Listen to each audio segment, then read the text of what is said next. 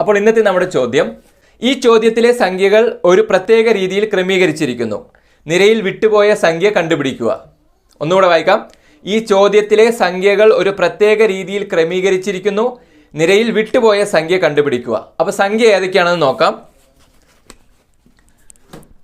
3, 5, 10, 12, 24, 26.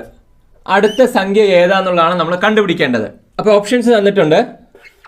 32, 52, 72, 92. അപ്പോൾ ഇനി ഇവിടെ വരേണ്ട സംഖ്യ ഏതാണ്?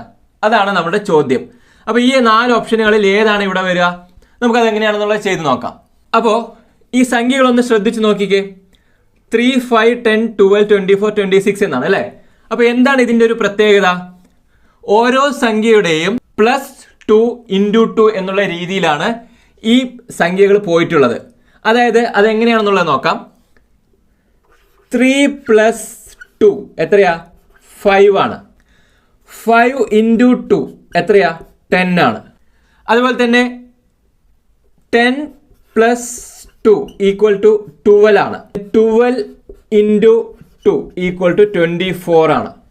24 + 2 26 ആണ്. അപ്പോൾ 26 × 2 എത്രയാണ് വരിക? 52 ഉണ്ടോ? അപ്പോൾ 26 × 2 52. അപ്പോൾ 3 + 2 5. 3 + 2 5. Then 5 × 2 10. Then 10 + 2 12. 12 × 2 24. 24 + 2 26. 26 × 2. 26 × 2 എത്ര വരും? 52.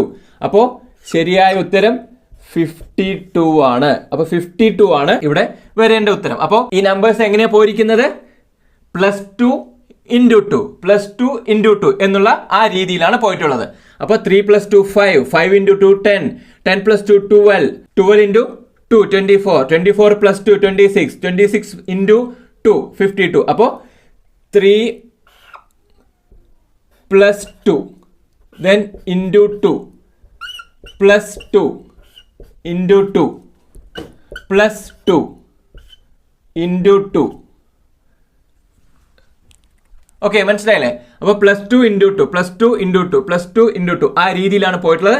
അപ്പോൾ 26 × 2 എത്ര വരും? 52 വരും. അപ്പോൾ 52 ആണ് ശരി ഉത്തരം. അപ്പോൾ ഇത് നിങ്ങൾക്ക് നന്നായി മനസ്സിലായിട്ടുണ്ടാവുമെന്ന് വിചാരിക്കുന്നു.